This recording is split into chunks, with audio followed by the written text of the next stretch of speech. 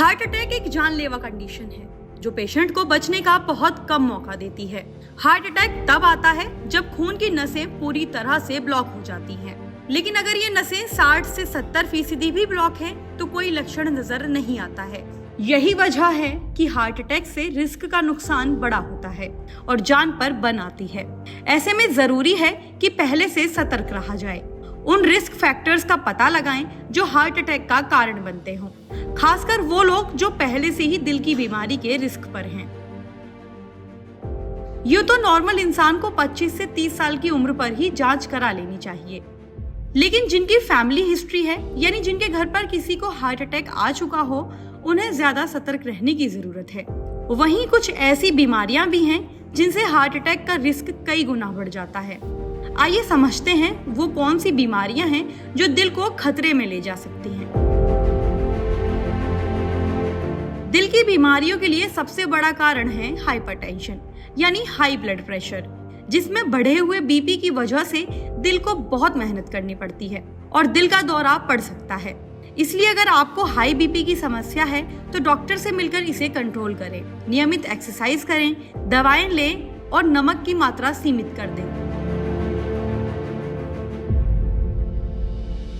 Blood sugar control में न रहना भी दिल की समस्या खड़ी कर सकता है। इससे पीड़ित लोगों को हार्ट अटैक और हार्ट स्ट्रोक हो सकता है। दरअसल शरीर में ब्लड शुगर लेवल की अधिकता खून की नसों को नुकसान पहुंचाती है। अगर शरीर में खून सही ढंग से प्रवाहित नहीं होता हो तो ये शरीर के उन हिस्सों में नहीं पहुंचेगा जहां इसकी जरूरत है। ऐसी सिचुएशन हार्ट अटैक का कारण बनती है। बढ़ा हुआ वजन भी तमाम तरह की बीमारियों को दावत देता है, खासकर दिल की बीमारी। बढ़ा हुआ फैट कोलेस्ट्रॉल ब्लड प्रेशर और हार्ट अटैक का रिस्क बढ़ाता है। ये तो रही उन लोगों की बात जिन्हें हार्ट अटैक का रिस्क है। हालांकि अगर आप ऐसे कोई रिस्क पर हैं तो आपको घबराने की जरूरत नहीं है।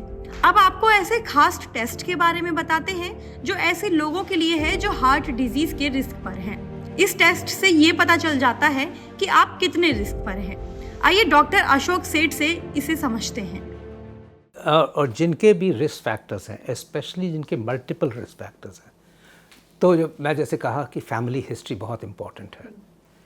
और फैमिली हिस्ट्री के साथ मोटापा आ जाए, या फैमिली हिस्ट्री के साथ कोलेस्ट्रॉल की मात्रा ज़्यादा दिखे ब्लड में, या फैमिली हिस्ट्री के साथ डायबिटीज़ हो, या मल्टीपल रिस्क फैक्टर्स आ जाए। फैमिली हिस्ट्री भी है, साथ में मोटापा भी है, साथ में सिगरेट स्मोकिंग भी हो गई है।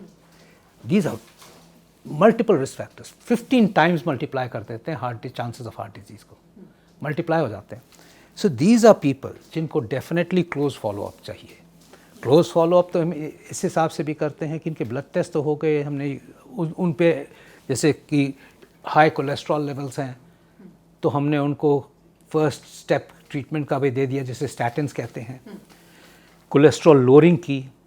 बट हमारी टारगेट्स डिफरेंट हो जाती हैं और इनको हमें देखना बड़ा ज़रूरी हो जाता है कि हम इनकी हार्ट ब्लॉकेजेस अर्ली स्टेज में पता कर लें।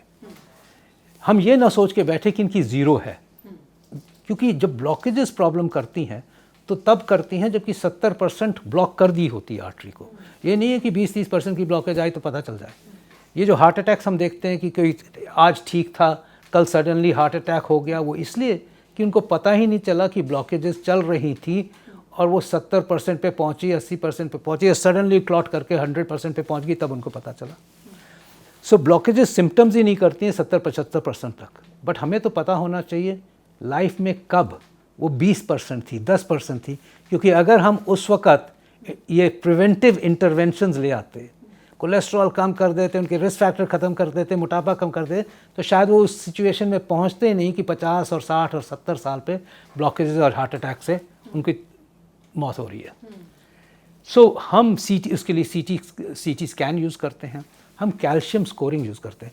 जो टेस्ट आपने सुना होगा, TMT करना, एक्सरसाइज टेस्ट करना, स्ट्रेस इको, ये सब ब्लॉकेजेस को पता करते हैं जब वो 70% के बियॉन्ड हो जाती है। मतलब हार्ट अटैक के दरवाजे पे हैं, तब बात आपको पता चली। बट तब तो वो एंजियोग्राम वाली बात आ गई, तब तो शायद स्टेंट डालने वाली बात आ गई, तब तो ट्रीटमेंट वाली बात आ गई।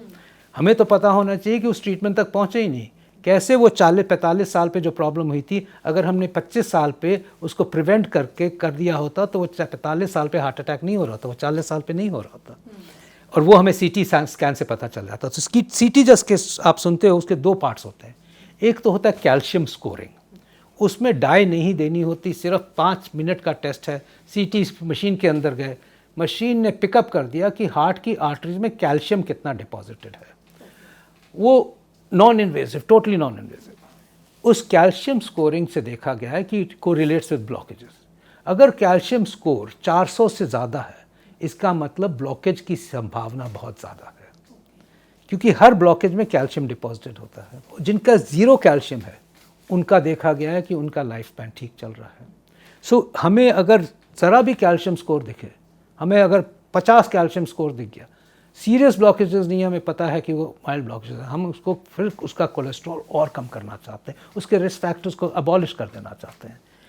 और इसका नेक्स्ट स्टेप है, अगर कैल्शियम स्कोर दिखा तो हम सीटी एंजियोग्राम भी कर सकते हैं, विच मीन्स कि उस वक्त डाई दे के सीटी स्कैन में ही हम आर्टरीज को देख सकते हैं, आइडिया ले सकते हैं कि 20% ब्लॉकेज थी, कि 30% थी, कि 40% थी। और फिर हमारे पेशेंट भी मोटिवेटेड हो जाता है कि भैया हमें बचा दो, 10 साल बाद 5 साल बाद हमें अटैक ना हो, ये चीज़ बढ़े ना।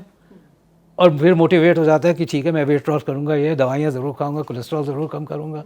और फिर हम उसी सीटी स्कैन को यूज़ करते हैं रेगुलर चेकअप्स के लिए एवरी 5 years टू नो कि कैल्शियम स्कोर बढ़ा कि नहीं, ब्लॉकेजेस बढ़े कि नहीं। सो नॉन इन्वेजिवली हमारी बड़ा रेवोल्यूशनाइज हो गया है मैनेजमेंट, जो हम कहते हैं पर्सनलाइज मैनेजमेंट। ये कम्युनिटी मैनेजमेंट के लिए नहीं है, ये नहीं है कि हर एक को सीटी स्कैन करो और हर एक को उसकी तरह दवाई दो। This is personalise management for those जो रिस्क पे हैं और जिनके रिस्क फैक्टर्स हैं और जिनको हमें वाकई ही अभी से ध्यान दे के आज से 10, 15, 20 साल के बाद हार्ट अटैक प्रिवेंट करना है। अगर आप हार्ट अटैक के जोखिम पर हैं तो आपको बहुत ध्यान देने की जरूरत है। हेल्दी डाइट लें, ज्यादा मीठा और ज्यादा नमक खाने से बचें, अल्कोहल और स्मोकिंग से दूर रहें, ब्रिस्क वॉक और एरोबिक जैसी एक्सरसाइज करें और सबसे बड़ी बात, तनाव से दूर रहें। वीडियो में दी गई जानकारी पसंद आई हो तो इसे शेयर जरूर करें।